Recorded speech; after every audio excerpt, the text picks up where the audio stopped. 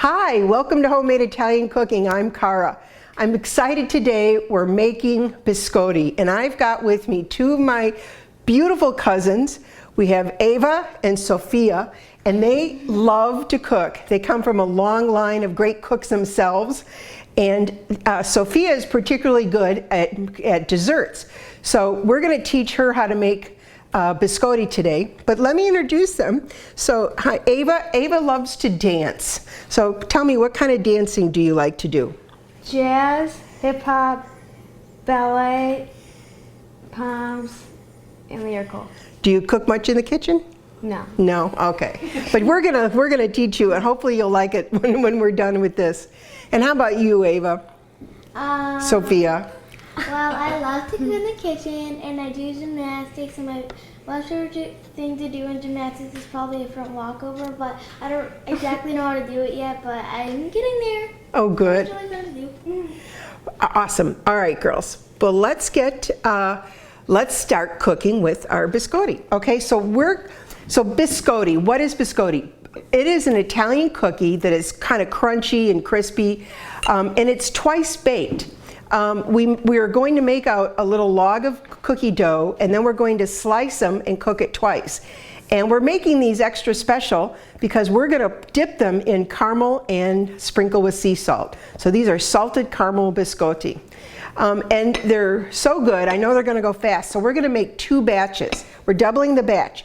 So Sophia and Ava are going to make 1 batch. I'm going to do another batch here.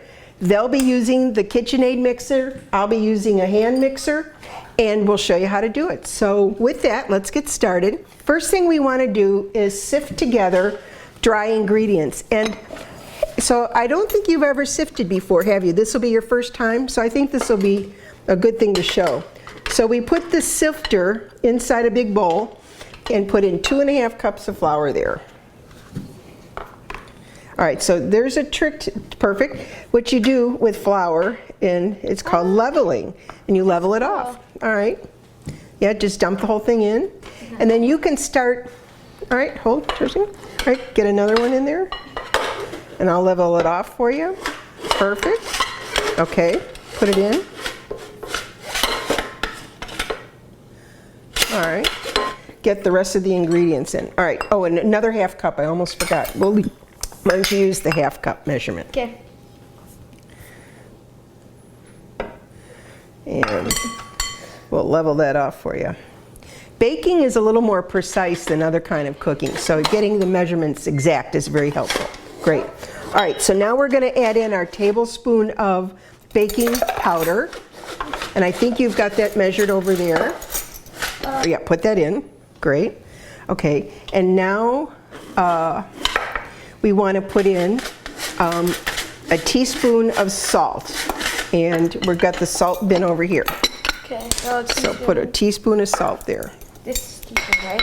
Yes, that's excellent job. All right. Do you see how that? So why you might want to wonder, why do we sift? Sometimes when we sift, it helps put some air in the flour. It breaks it up. It also helps get, if there's any little hard things, which you see in the salt, there's a little bit of hard salt left in there, kind of gets those out of it, and it makes it the texture very nice. Okay, fantastic. Now we want to mix in the ½ cup of cornmeal, and I'll get you, yeah. How about a whisk for that? All right, so whisk that in. Perfect. Now the next thing you want to do is, here, you can give me those cups and that extra glass so we can keep tidying up as we go. Awesome. All right, now we've got the dry ingredients done, so we'll set it aside, and now we're going to start working on the wet ingredients. So exactly, so we want to put the softened butter in there, and I'm going to Drop it in there? Yep, drop the whole thing in. Got it. Very good. Okay. Nice job. Okay, so the eggs go in there. Okay, almond extract. So just very carefully, this one's hard because you don't want to get too much. I'll put that in actually. All right, and then, oh, sorry, that's the vanilla. So that's why it smells good. This one's the almond extract. Smells good. All right, I'll put this in 'cause I'm standing right. right, you don't want to use too much. All right, you can put the cap on that.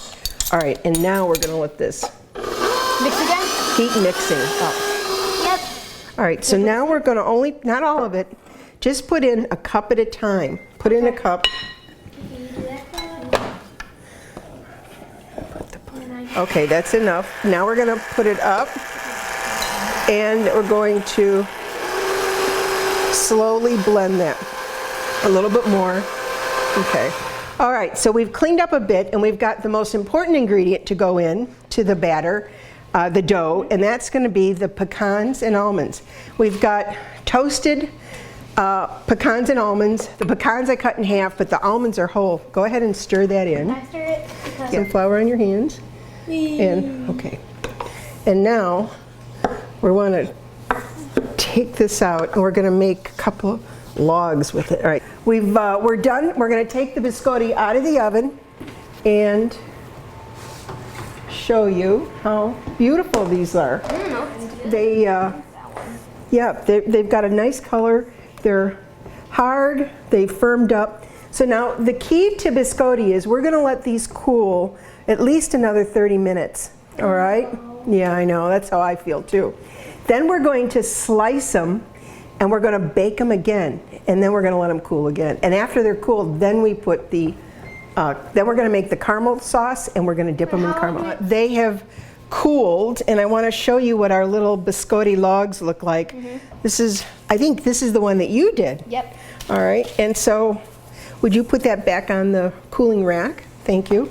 So what we've got one here, and the next step is we're going to slice them. Now we're going to use a serrated knife or a bread knife. Serrated means it's got those little ridges on it, and it makes slicing a little easier. So I've got a couple sliced here, so I'm going to show you. I'm going to do it about a 1/2 to 3/4 of an inch, and slightly on the diagonal. Oh, it smells beautiful. All right, so I'm going to hand that.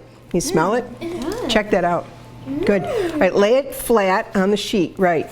So we're going to continue. Go ahead. We're going to continue slicing all these. We got a lot to do. We're going to lay them out on the cookie sheets, and they're going to bake for about 5 minutes or so, 5 to 7 minutes in a 325-degree oven. We're going to flip them over, and we're going to cook them another 5-7 minutes until they get to the level of crispiness that we want. So we'll come back when they're done. And after that, we let them cool, and while they're cooling, we're going to make the caramel sauce. The biscotti have been baked twice.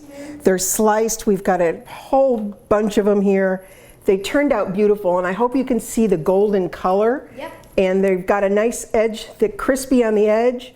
You see the whole almonds and stuff. So now the fun part, we're going to make salted caramel dips. So, all right, Sophia, you want to show us how to do that?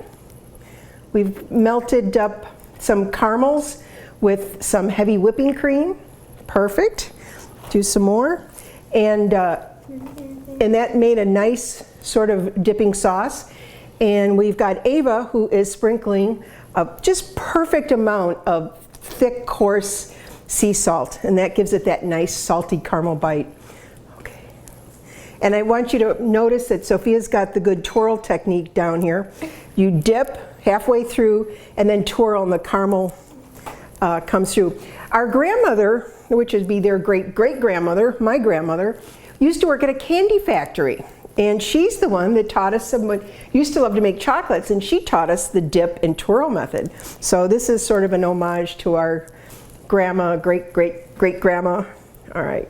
So I think that looks great, girls. Are you ready to actually try them finally after all this? Yes. All right. We want to try this the whole time. Okay. All right. So let's That's awesome. pick the first ones we did there. They should be cooled down enough. Yeah. And go ahead. I can't do it. What do you think? This is actually super good. Like super good? Awesome good. Go ahead.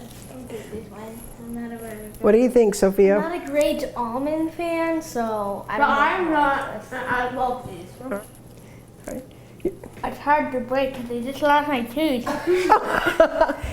Yes, we will admit that during the break, Sophia It's hard to buy. lost a tooth. One of her teeth fell out, so she is a little handicapped in the mouth at the moment. So probably eating caramel was not a good idea. Okay. It tastes good? Good. All right.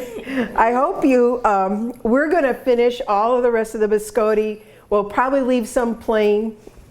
We'll make some with the caramel, and we hope that you have as much fun in the kitchen with your kids and family as we had making these, right? And I can't thank you girls enough. You can click the link below and get all of the recipes. Go to the website, and we'll see you next time.